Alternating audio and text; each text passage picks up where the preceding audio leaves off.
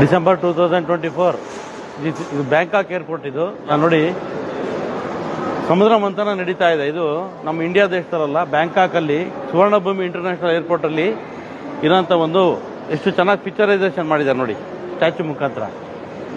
ಈ ಕಡೆ ದಾನವರಿದ್ದಾರೆ, ಆ ಕಡೆ ದೇವತೆಗಳಿದ್ದಾರೆ, ಮಧ್ಯದಲ್ಲಿ ಶಿವ ಪರಮಾತ್ಮ, ಹರ ಹರ ಮಹಾದೇವ್.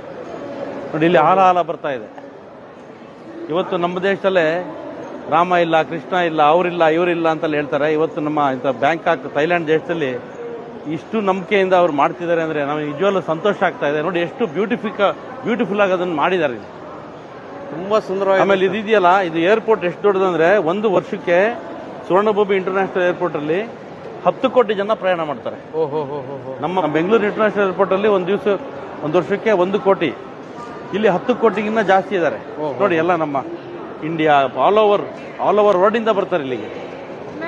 ಬ್ಯೂಟಿಫುಲ್ ಆಗಿ ಇರೋದು ನನಗೆ ಭಾರಿ ಸಂತೋಷ ಆಗ್ತಾ ಇದೆ. Thank you. ತರ ನನಗೆ ರೋಮಾಂಚನ ಆಗ್ತಾ ಇದೆ.